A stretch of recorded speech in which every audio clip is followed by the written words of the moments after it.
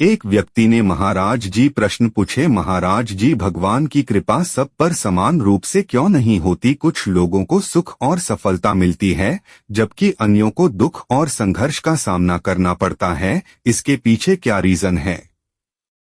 महाराज जी बोले, नहीं बच्चा, भगवान की सब पर समान कृपा है। समम प्रिय समझा, आंख कान नाक सब शरीर की सुविधा, सबको वायु सबको सूर्य सबको चंद्रमा, भगवान की तरफ से सबको समान कृपा है। जैसे खेती पिता अपने पुत्र को 5 को दे, अब एक ने बम्बूल बोया, एक ने आम बोया, एक ने गेहूं बोया, एक ने चना बोया, एक ने गन्ना बोया। अब पानी को क्या मिलेगा? डम्बोल वाले को कांटा मिलेगा, गन्ने वाले को गन्ना मिलेगा, चने वाले को चना। भगवान ने हमको भारत भूमि में जन्म दिया, हमारे कर्म कैसे कैसे हो रहे हैं तो उनका फल कौन भोगेगा? गीता में भगवान कहते हैं, अवश्य भोक्तव्यम कर्म सुभाष। 100 पिता ने सबको दिया, अब एक ने शराब में उड़ा दिया, एक ने गंदी बातों में, एक फिल्म देखने में, एक जुए में, और एक ने जाकर भगवान का काम किया। तो अलग अलग 100 रुपए सबको बराबर दिए, लेकिन अलग अलग होने के कारण 4 को दुख मिलेगा, एक को सुख मिलेगा।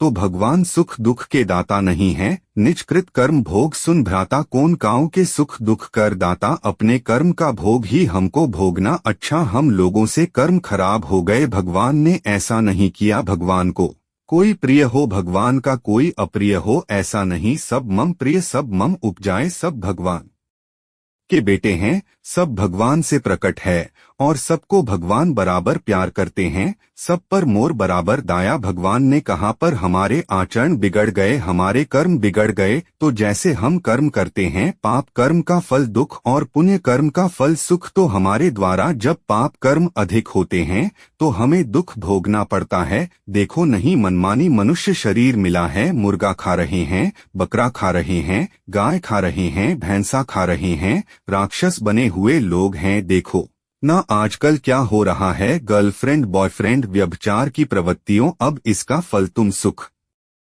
चाहोगे करोगे, व्यभिचार करोगे, व्यसन करोगे, हिंसा खाओगे, मांसरी, इसका परिणाम सुख चाहोगे, नरक भोगोगे, यहाँ भी दुख भोगोगे, वहाँ भी दुख भोगोगे। संयम से चलो, ब्रह्मचर्य से रहो, शास्त्र स्वाध्याय करो, सत्संग सुनो, नाम जप करो, जीवों पर दया करो, तो दूसरों का मंगल करो, अभी आनंद आ जाएगा।